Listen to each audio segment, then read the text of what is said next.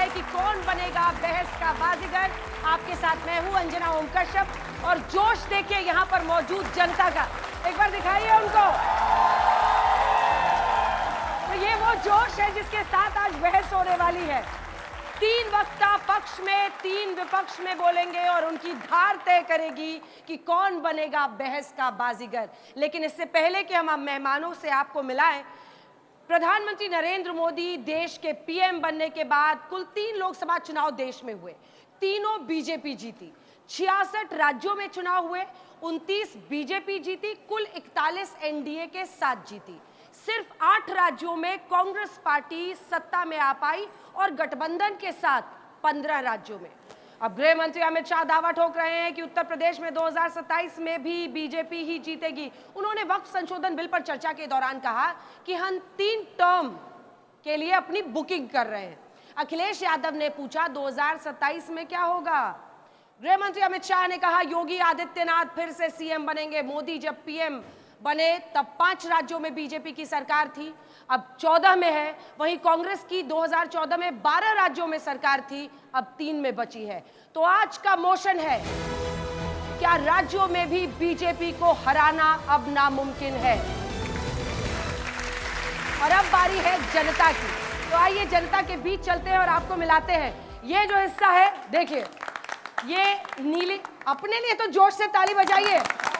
आप लोगों को भारी पड़ना है क्योंकि ये मोशन बताने के बाद अभी तक कितने ही लोग आए हैं, लेकिन जो वक्ता आपकी तरफ होंगे वो ज्यादा लोगों को इधर लाने की कोशिश करेंगे। तो ये जो नीले गमछे के साथ लोग आपको दिखाई दे रहे हैं, ये वो लोग हैं जो इसके विपक्ष में बोल रहे हैं, जिनका ये मानना है कि बीजेपी को राज्यों में हराना मुमकिन है। अब ये है वो सफेद वाले, ये सब मेरे फेवरेट हैं। ये देखिए स्टाइल देखिए, ये सब मेरे फेवरेट हैं। इन्होंने कहा हम कोई पक्ष नहीं ले रहे, हम बहस सुनेंगे, है ना।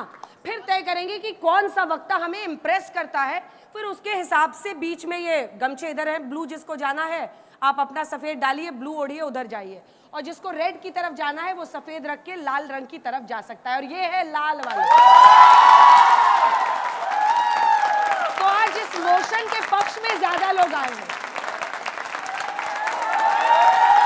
अच्छा, सबसे अच्छी बात यह है कि इसमें महिलाओं की बहुत अच्छी हिस्सेदारी दिख रही है, लड़कियों की हिस्सेदारी बड़ी अच्छी दिख रही है, लेकिन आज वक्ताओं में भी महिलाओं की हिस्सेदारी होगी। और अब मंच पर सबसे पहले स्वागत करते हैं बहस बाजीगर चुनने वाले हमारे 3 जजेस।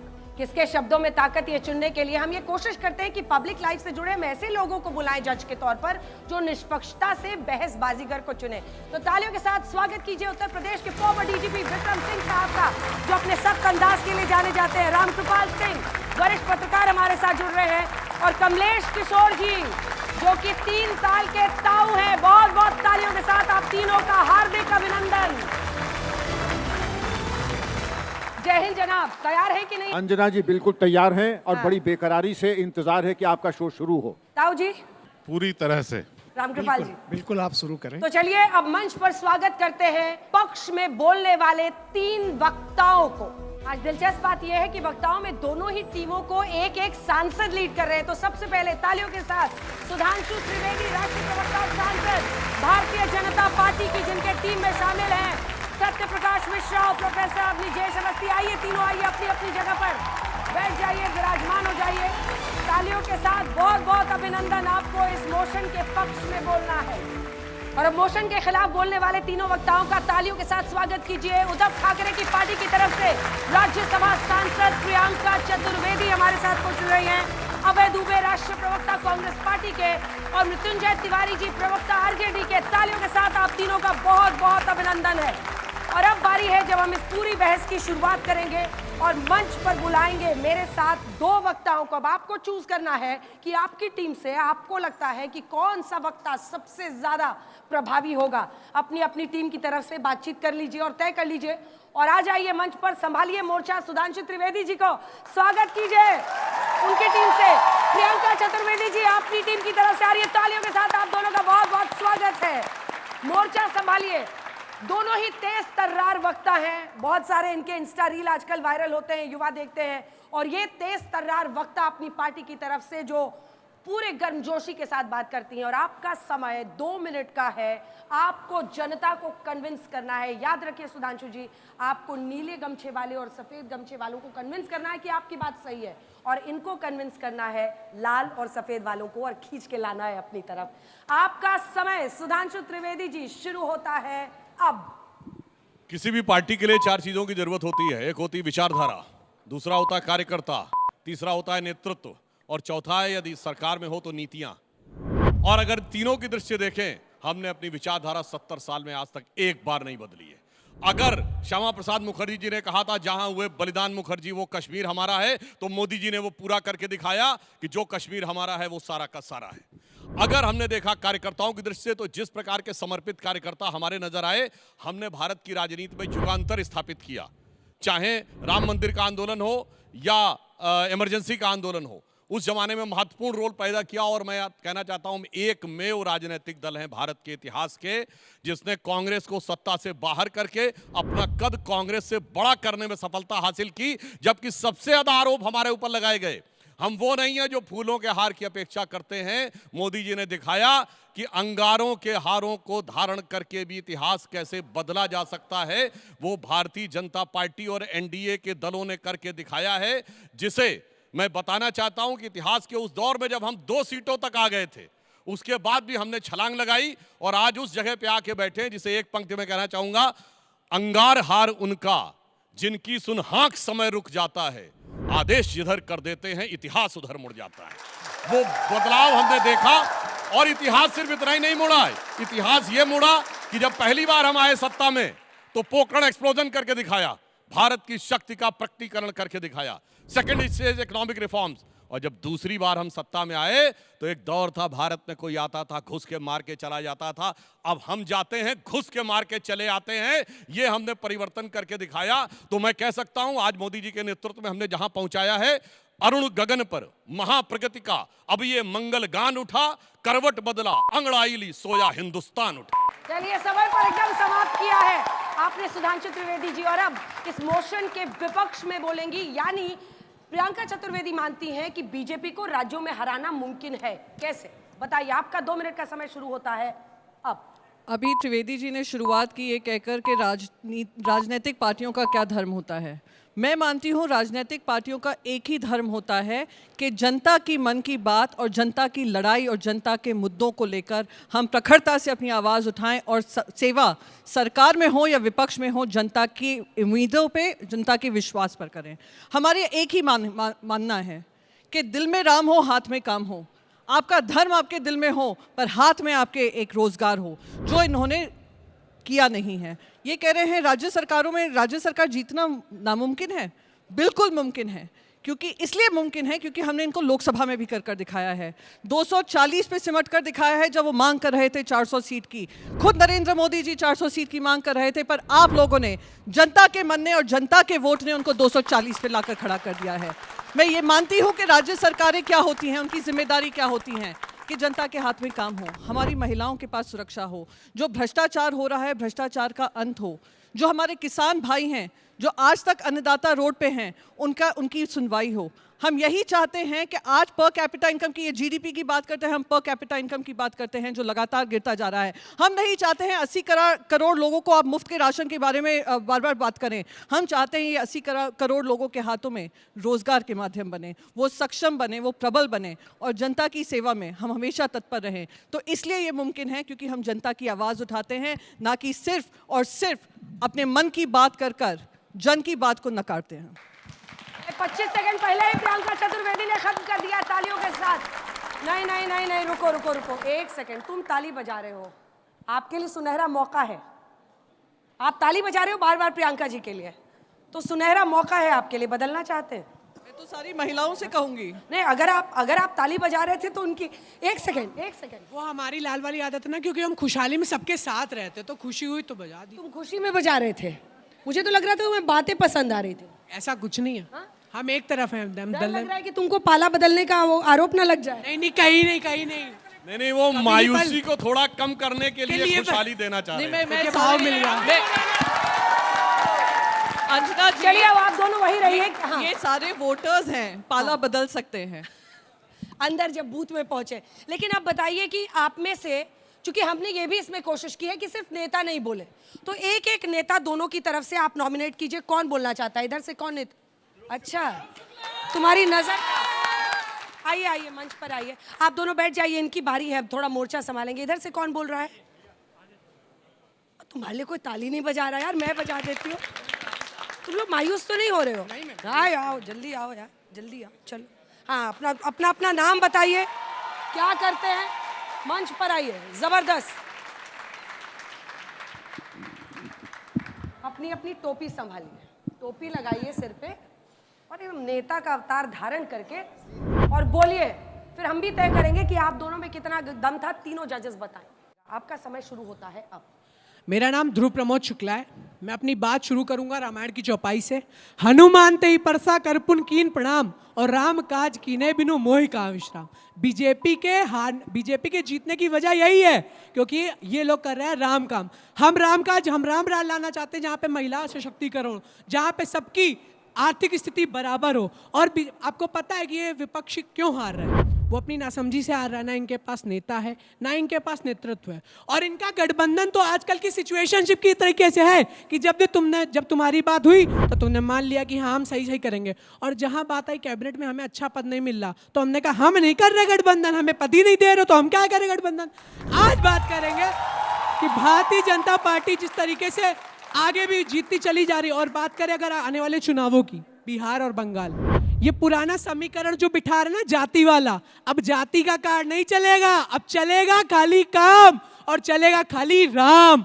राम ऐसे नहीं कि खाली नाम बोल के चलेगा। तालियों के साथ बहुत बहुत धन्यवाद। चलिए अब आपकी बारी है, आपका समय शुरू होता है अब। मैं यहाँ पे, मेरा नाम मोहम्मद तौकीर आलम है और इस हाउस के मैं विपक्ष में बोलने के लिए खड़ा हुआ हूँ। और जैसे ही मैं खड़ा हुआ तो मुझे टोपी दे दी गई, जैसा कि मैं बीजेपी के अगेंस्ट बोलता हूँ, क्योंकि बीजेपी सबको टोपी देती है। जैसे हमारे नेता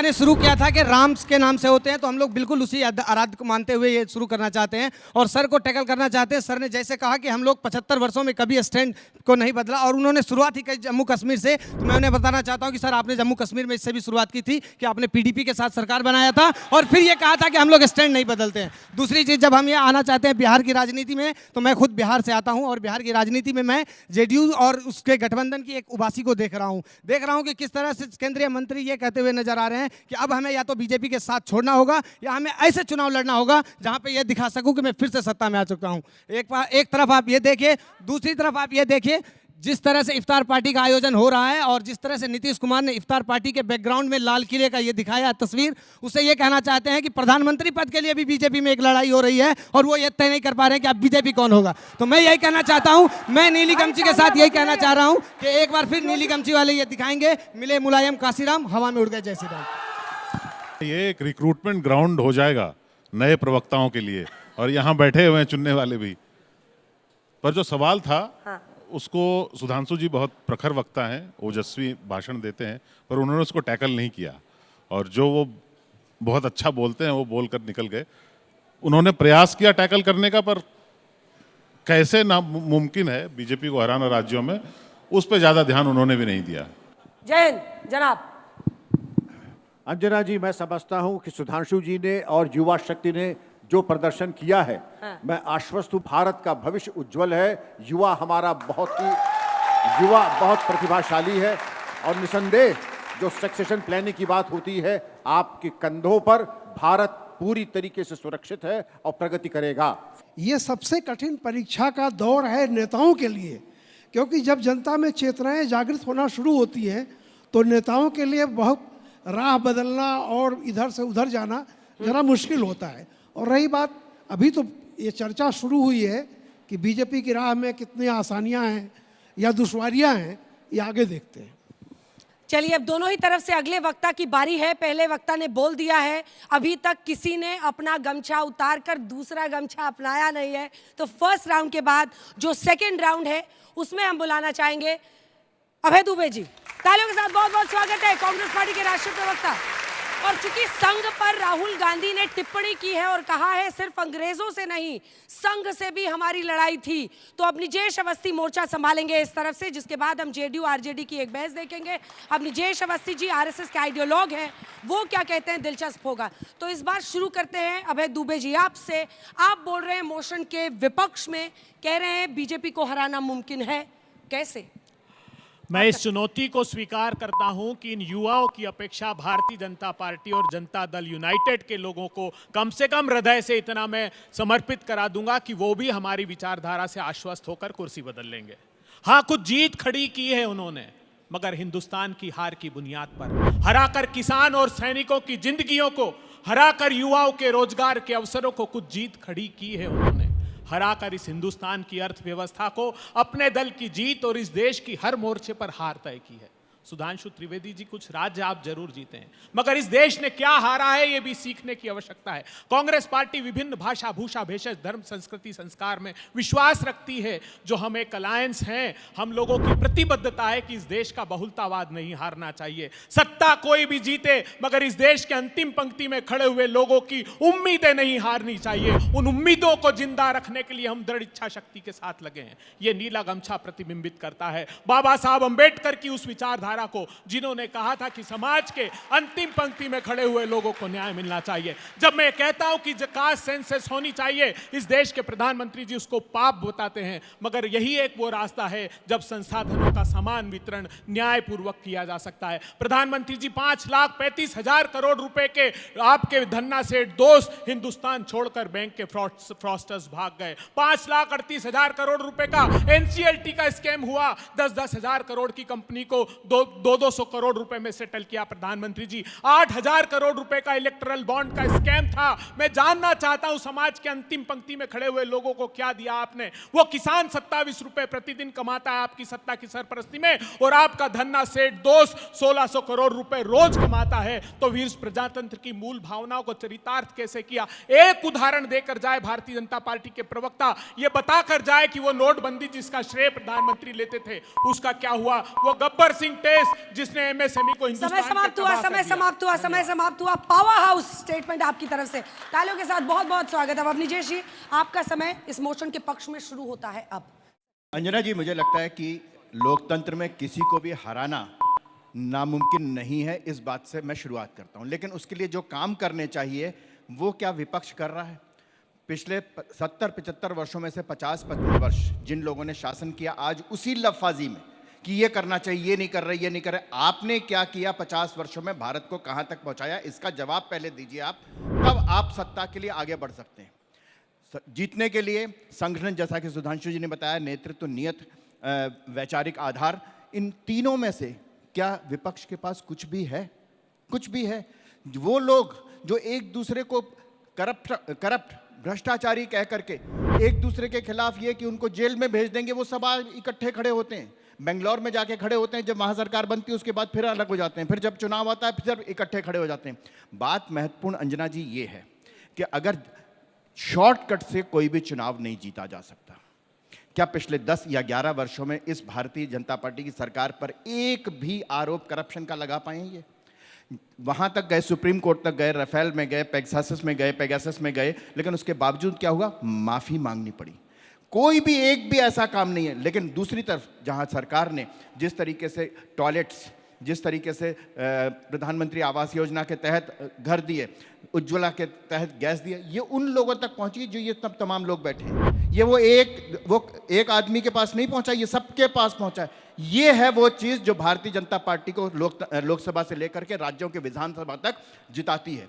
आपने खुद बताया था कि जब 2013-2014 में आए थे तो 5 राज्यों में थी। आज अगर 20 राज्यों में सरकार है एनडीए की, तो उसका कारण ये ग्राउंड वर्क है, उसका कारण ये है कि जनता से जुड़ाव है, उसका कारण ये है कि जनता की जो आवश्यकताएं हैं उसको पूरा करने के लिए ये सरकार जो है लगातार 11 वर्षों से लगातार जिस हद तक कार्य कर रही है उसके कारण जीत रही है। चलिए, आपका समय समाप्त होता है। तालियों के साथ बहुत बहुत धन्यवाद। लेकिन आप दोनों एक सेकंड रुक जाइए। जजेस का कोई सवाल जो इनसे डायरेक्ट हो? अभय जी से एक सवाल करता हूं। और अभय जी, ये बताइए कि कांग्रेस का लक्ष्य क्या है? सत्ता में पहुंचना जीतकर या बीजेपी को हराना? मैं इस प्रश्न का उत्तर यूं देता हूं कि सत्ता में पहुंचने का लक्ष्य आखिर निर्धारित क्यों किया जाता है? सामाजिक न्याय की अवधारणा को चरितार्थ करने के लिए, सिर्फ सत्ता के भोग के लिए नहीं।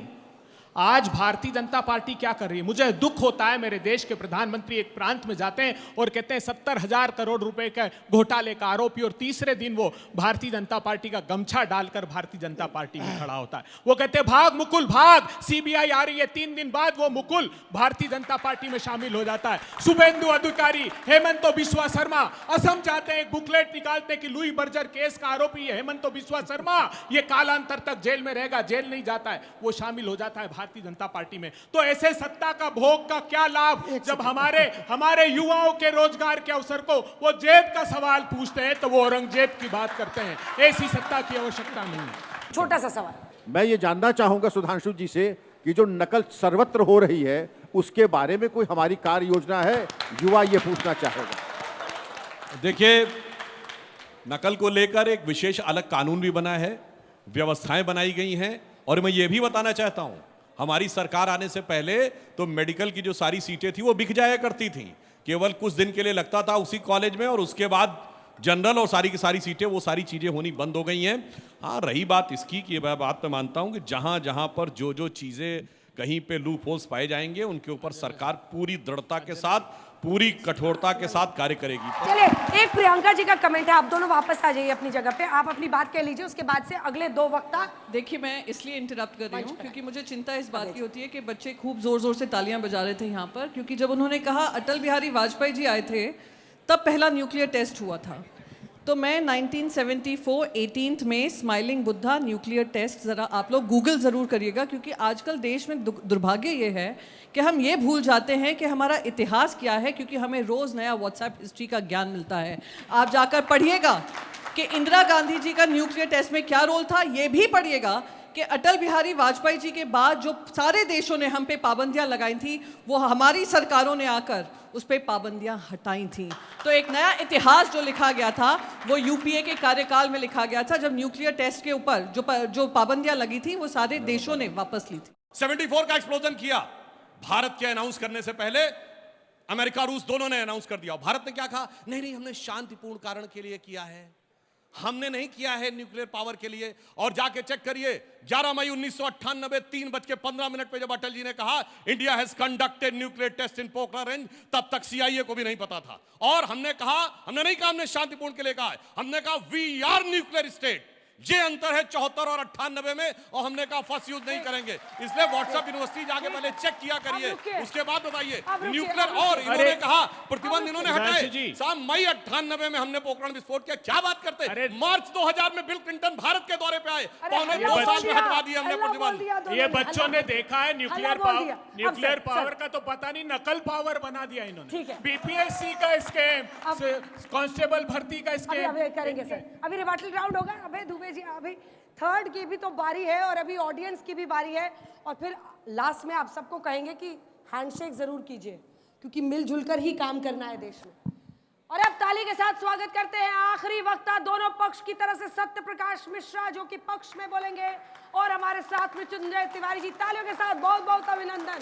अब देखिए, बिहार में चुनाव है और यही दोनों पार्टियां 2-2 हाथ करने वाली हैं, लेकिन यहाँ पर 2 मिनट में आपको क्या समझा पाती है? अभी तक किसी ने हाथ कोई उठा रहा है? बदलना है?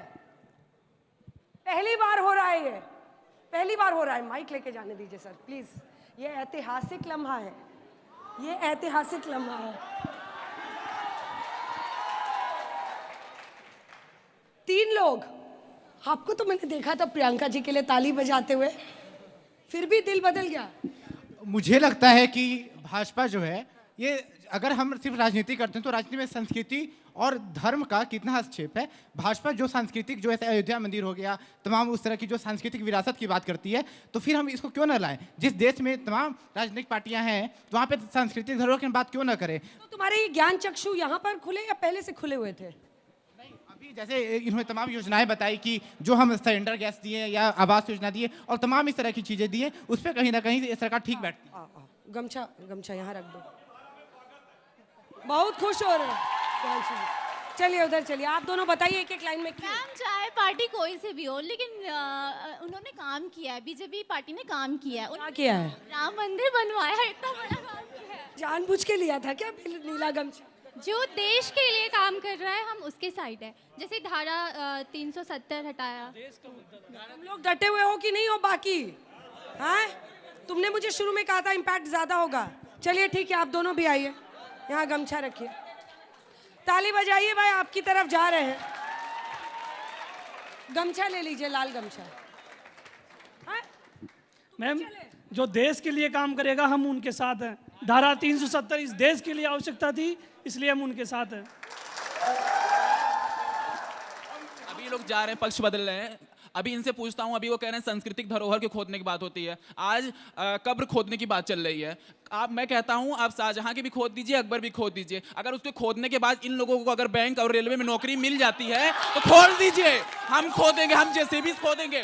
मैं कहता हूं, मैं अभी छात्र हूं, लेकिन आज कब्र खोदने की बात चलती है। मैं भी राम भक्त हूं, मैं भी राम को बहुत मानता हूं, राम को पूछता हूं, लेकिन जहां जहां राम आए, आप सर क्यों हार गए? हमको भी लगा था 400 पार हो जाएगी, हमें मानते हैं, हम भी अयोध्या जब से मंदिर बना है तब से 4 बार अयोध्या जा चुके हैं, दर्शन किए हैं। लेकिन सर जब प्रजा ही दुख से परेशान है, जब प्रजा ही दुखित है, तो कहाँ का रामराज भाई? लोग कह रहे हैं कि नौकरी कहाँ से मिलेगी? कौन बोलेगा इधर से? कह रहे हैं नौकरी मिल जाती है अगर कब्र खोदने से। तुम दोनों तो बोल चुके हो। मैम आपने जैसे कहा आओ आओ, तो ये अभी तो सिर्फ 3 आए हैं, अभी तो 1 2 3 4 5 6 7 8 9 के 9 इंदर आने हैं। अरे छोड़ो, क्या बोल रहे हैं तुम, बताओ कब्र खोदने से नौकरी मिलेगी? 12,000 स्टार्टअप हो चुका है, 12,000 स्टार्टअप हो चुका है, तो हमारा अब जो युवा है वो काम देगा, काम किसी के नीचे काम करेगा नहीं, काम देगा। सत्यप्रकाश मिश्रा जी, इस मोशन के पक्ष में आपका समय शुरू होता है अब। चूंकि बात किसी बच्चे ने कब्र से शुरू की है कि कब्र खोदने से नौकरी नहीं मिल सकती, बिल्कुल नहीं मिल सकती, लेकिन मोदी जी की कब्र खोदने वालों को औरंगजेब की कब्र की बड़ी चिंता हुई थी, इसका जवाब दिया गया था। आखिर विपक्ष इस देश के तमाम राज्यों में क्यों हारता रहा है? मुझे विपक्ष की चिंता नहीं है, लेकिन लोकतंत्र में विपक्ष बहुत महत्वपूर्ण है, इस बात की चिंता जरूर है। मैं विपक्ष का हमेशा सम्मान करता हूं। क्या मैं वैसे विपक्ष का सम्मान करूं जो कहता है कि प्रधानमंत्री मोदी तुम्हें डंडा मारेंगे? क्या मैं वैसे विपक्ष का सम्मान करूं जिनको चौकीदार बनाने पर उसको चोर कहते हैं? क्या मैं वैसे विपक्ष का सम्मान करूं जो बिहार जाते हैं दलित गाते हैं और गुजरात पहुंचते कहते हैं दलित ब्राह्मण के चक्कर में बेकार फंस गए, मुसलमान के चक्कर में ओबीसी छोड़कर चला गया? हम 20 सालों से नीतीश कुमार जी की सरकार बिहार में चल रही है, और अभी जो 4-5 राज्यों का चुनाव का हाल फिलहाल नतीजा आया, तो राजस्थान से कांग्रेस निपट गई, हरियाणा में वापस आ नहीं पाई, महाराष्ट्र में डुगडुगी जो कब्र के मामले वहां चल रहे हैं उसमें बजा नहीं पाई, और अब यूपी है, बिहार है। तो बिहार में कांग्रेस बहुत हाशिए पर है। सवाल यह है कि उनके पैर लड़खड़ा रहे हैं। यह जरूर है कि परिवारवाद के पंख वहां भी फड़फड़ा रहे, कांग्रेस में भी फड़फड़ा रहे। शर्त यह थी कि यह दीवार गिरनी चाहिए, सूरत हर जगह की, कन्याकुमारी से कश्मीर तक की बदलनी चाहिए, यह हमारी कोशिश रही है। अटल बिहारी वाजपेयी जी को आज मैं याद करूंगा कि भारत में पहली बार गठबंधन राजनीति को उन्होंने जम दिया, और समता पार्टी उस समय से उस गठबंधन राजनीति का हिस्सा रही जिसने देश में एक अद्भुत लोकतंत्र कायम किया। आज सोशल मीडिया है जहां पल पल की खबरें हैं, चुनौतियां बड़ी हैं, हर बात पर चुनौतियों को शिकस्त देते हुए हम सरकारें बनाते हैं। विकास दर बिहार का 14.27% है। महिलाओं को अगर आरक्षण देने की बात हुई तो देश की संसद से लेकर के पंचायत तक में बिहार में नीतीश कुमार जी ने 50% दिया, हर जाति और हर वर्ग हर धर्म को दिया। और केंद्र में मोदी सरकार ने महिलाओं को सशक्तिकरण करने के लिए आरक्षण दिया। हम वैसे सत्ता की बात करते समय हैं। समाप्त हुआ, नीतीश कुमार की पार्टी का समय समाप्त हुआ, और तेजस्वी यादव की पार्टी का समय मोशन के विपक्ष में शुरू होता है अब। देखिए, ठीक है कि हमारे विरोधी जीत रहे हैं, लेकिन हार के बाद ही जीत है, जिंदगी की यही रीत है। अभी हमारे जेडीयू के भाई बोल रहे थे, अपने पार्टी का अपने नेता तक का नाम नहीं लिया, ये हैसियत हो गई जेडीयू की, ये बीजेपी में विलय करना ही बाकी रह गया। नीतीश कुमार अभी हिंदुस्तान में अब किसी चीज पर अगर चर्चा होती है लोकतंत्र में, तो हमारे सभी जज बैठे हुए, सब हमारे नौजवान बैठे हैं, तो चर्चा होनी चाहिए रोजगार पर, रोटी पर, कपड़ा पर, महंगाई पर, मकान पर। लेकिन चर्चा क्या होती है? हिंदू, मुसलमान, भारत, पाकिस्तान, इससे पूरा देश परेशान है भारतीय जनता पार्टी से। अब भला बताइए, अगर ये बच्चे हमारे आज समझ चुके हैं इनकी चाल को, इनसे पूछते हैं, आदरणीय प्रधानमंत्री जी ने कहा था 2 करोड़ नौकरी प्रत्येक वर्ष देंगे, इस पर कोई नहीं बोलेंगे। लंबा लंबा गोपाल सिंह नेपाली दिनकर की कविता सुना दिए, लेकिन यहाँ 2 करोड़ नौकरी 20 करोड़ कहाँ है ये बताने के लिए तैयार। महंगाई क्यों रोज बढ़ती जा रही है ये बताने के लिए तैयार नहीं है। अमेरिका से अभी दम भर रहे थे दुनिया में, अमेरिका से भारतीयों को हाथों में जंजीर और पैरों में बेड़ियां बांधकर वापस भेजा गया। इससे बड़ा दुर्भाग्य का दिन तो हिंदुस्तान ने नहीं देखा होगा। ये देश सोने की चिड़िया कही जाती थी, ये देश को क्या बना दिया है आज। आज देश की जो स्थिति है सुधांशु जी और सारे लोग, सारे नौजवान जान ले कि अब आपको जब भूख लगेगी आप कहेंगे रोटी कहाँ है, नौकरी कहाँ है, ये कहेंगे मंदिरों में जाकर के नमाज पढ़िए, मस्जिदों में जाकर के हनुमान चालीसा पढ़िए। ये यही करेंगे, दंगा फसाद उन्माद कराएंगे, देश को बांटेंगे, समाज को तोड़ेंगे, भाई भाई में लड़ाई लड़ाएंगे, लेकिन शांति सद्भाव भाईचारा नहीं समय लाएंगे। समाप्त हुआ। आपको तो अभी बहुत वोट चाहिए, बिहार में जीतना है, कोई जो बदलने की सोच रहा है? उधर तो शांति प्रिय लोग, नीतीश कुमार वाले, अजित पवार वाले सब उधर चले गए, बदलेंगे, पलटी मार वाले पोजीशन बदलेंगे। मेरा मृत्युंजय जी से एक सवाल भी है। ये नंबर की बातें कर रहे हैं 2 करोड़ की, तो अभी आरजेडी ने कहा है कि हर महिलाओं को 2,500 रुपए देंगे। बिहार का जहां बजट 2.5 लाख करोड़ है, तो आप 1.5 लाख करोड़ सिर्फ महिलाओं को दे दोगे? आप नंबर रोजगार की बातें कर रहे हो, क्या सिर्फ 2 करोड़ सरकारी नौकरी मिलेगी? रिकॉर्ड मतों से सड़क बन रहा है, रेल बन रही है, उसमें नौकरियां नहीं मिल रही। 10 आइए लाख, बदलिए गमछा। एक मिनट गमछा हाँ, बोलिए बोलिए, जवाब दीजिए। 10 लाख नौकरी का वादा पहली बार तेजस्वी यादव जी ने 2020 के चुनाव में किया था, और जब सरकार नहीं बनी, लेकिन बीच में जब डिप्टी सीएम बनकर आए, तो जो नीतीश कुमार जी ने कहा था असंभव है, तेजस्वी जी ने उसी नीतीश कुमार जी से संभव करके दिखाया। 5 लाख नौकरियां बांटी, 3 लाख प्रक्रिया दिन करके आए। यह है तेजस्वी यादव जी का वादा। 2.5 लाख मान योजना, माई बहन मान योजना में तेजस्वी जी ने वादा डर से कहां पर है, वो हम देंगे। ये डर से कहां पर है? ये सीबीआई और ईडी से डर रहा है, इसलिए जा रहा है। अरे इसको क्या ईडी सीबीआई का डर है? आपको दिल जीतना है, इसका प्यार से बोलिएगा। ये अब सवाल की बात। ये कैसी मोहब्बत की दुकान है जिसमें पकता हुआ नफरत का पकवान है। सवाल कौन कौन पूछेगा? जो चेहरे बोल चुके हैं वो नहीं। नमस्ते, मेरा नाम जुविका है। मेरा ओपोजिशन से यही क्वेश्चन है कि 1 लाख यूट्यूब पे सब्सक्राइबर होने के बाद पूरे शहर में पेपर होल्डिंग्स लगवाने से चुनाव नहीं जीता जाता।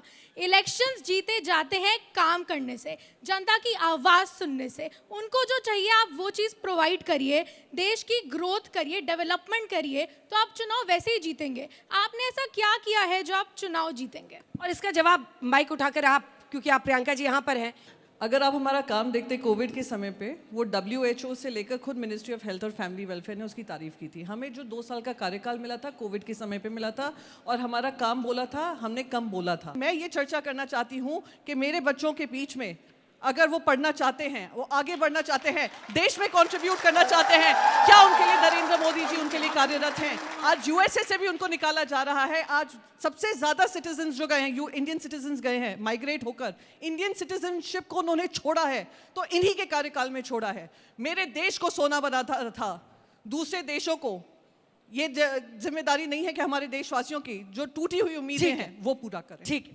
मेरा सवाल मृत्युंजय जी से है। आप उस पार्टी से बिलोंग करते हैं जिसने बिहार में सन 2000 के समय जंगल राज लाने का काम किया। आप उस पार्टी से बिलोंग करते हैं जिसने अपने समय में ऐसा कर दिया कि महिलाएं शाम 6 बजे शाम ढलने के बाद से अपने घर से बाहर नहीं निकल सकती थी। आप उस पार्टी से जिसने बिहार में चारा घोटाले जैसे एक बड़े फ्रॉड का काम किया है। तो आपका इन सारी चीजों पे आपका कहना क्या है? मेरा सवाल बीजेपी से है, खासकर कि जब नीट की परीक्षा में चीटिंग आई तो तब के हमारे एजुकेशन मिनिस्टर ने उसको नकार दिया। फिर जब ये स्कैम पता चला तो उन्हें जब ये आश्वासन मिला कि हाँ चीटिंग हुई, तब उन्होंने संसद में खड़े होकर इस बात को बोला कि हाँ हमसे गलती हुई है। तो एजुकेशन के मामले में आपने कितने IITs बना दिए? उसके बाद जिस जगह पे ये डिबेट हो रही है नोएडा, जिसकी नींव खुद कांग्रेस के समय पे रखी गई राजीव गांधी द्वारा, आपने उसके अलावा कैसे ऐसे हब खोल दिए? सर आपसे बहुत जुनून मुद्दा, 4 दिन की बात है, प्रधानमंत्री के क्षेत्र बनारस की जो घटना है, आपको बिहार की बेटियां तो दिखती हैं, यूपी की भी बेटियों को देखिए। एक लड़की के साथ 23 लोगों ने बलात्कार किया 8 दिन तक लगातार, उस पर कोई नहीं प्रश्न उठता, रूह कांप जाते हैं ऐसे प्रश्न देखिए। हाँ, उन्होंने पूछा तो मैं बताना चाहता हूं, 50 साल तक केवल एक एम्स था। अटल जी की सरकार आई, 7 और एम्स बने। मोदी जी की सरकार आई, आज 23 एम्स है। ये जानने की जरूरत होती है। IITs केवल हम लोग जब पढ़ते थे भैया, केवल 5 IIT थी। आज कितनी सारी IITs पूरे देश में खुल गई हैं। 300 से अधिक नए मेडिकल कॉलेजेस खुले हैं, जो हमारी मेडिकल की सीट वो डबल हुई हैं। और अगर आपको ये भी बात समझनी है तो मैं एक और बात बताना चाहता हूं। अभी लोग बहुत बोल रहे थे, अब हमने मोबाइल खोलिए, देखिए रेट ऑफ इन्फ्लेशन क्या है इस समय, 3.61%। मैं चैलेंज करके पूछना चाहता हूं, आपने अभी प्रियंका जी ने कहा कि 47 में हम आजाद हुए तो क्या स्थिति थी। जो देश हमारे साथ आजाद नहीं बर्बाद हुए थे 47 में, वो कहां पहुंचे। पहले 50 साल का बता रहा हूं, जब तक हमारी सरकार नहीं आई थी। क्यों?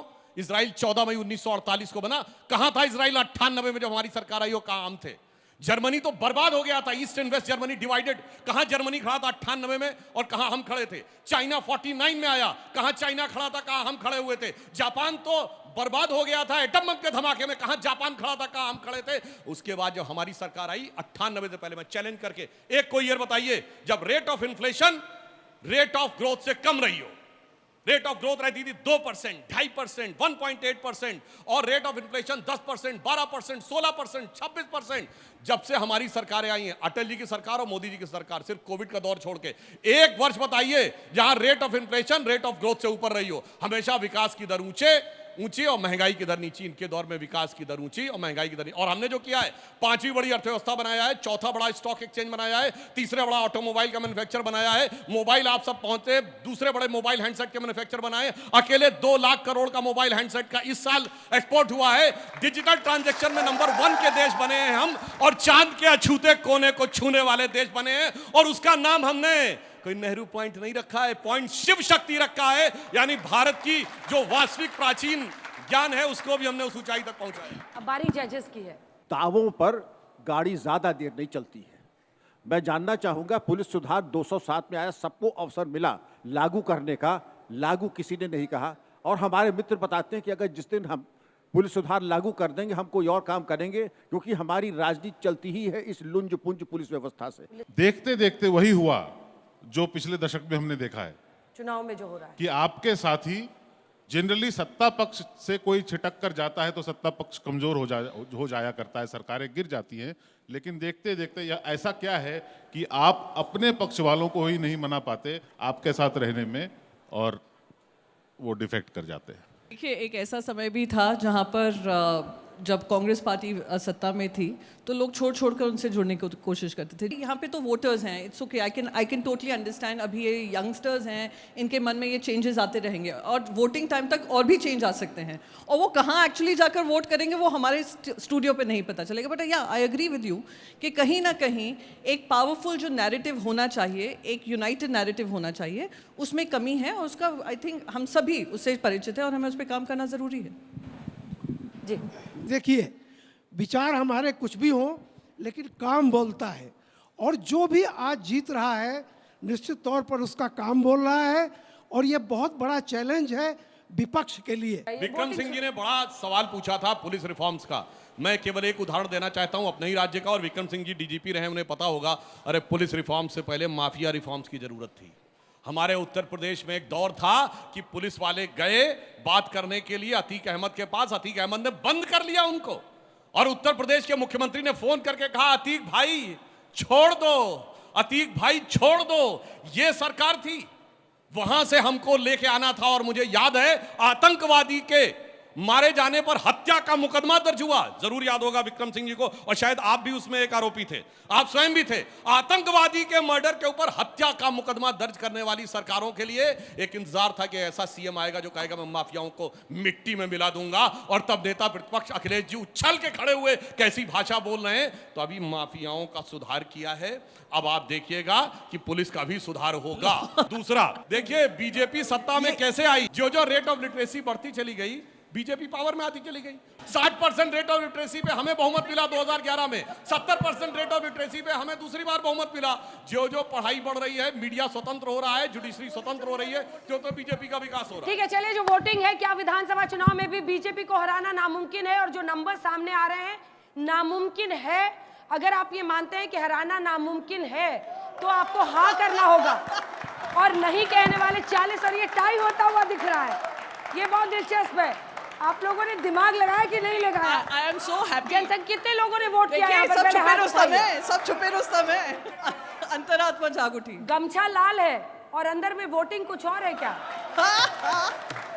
तो बीजेपी को हराना नामुमकिन है। हाँ और नहीं के बीच में टाई हो चुका है 40-40%, और जो 20% कह रहे हैं कि कह नहीं सकते, उनको अब ये डिसाइड करना है कि वो किस तरफ जाएंगे।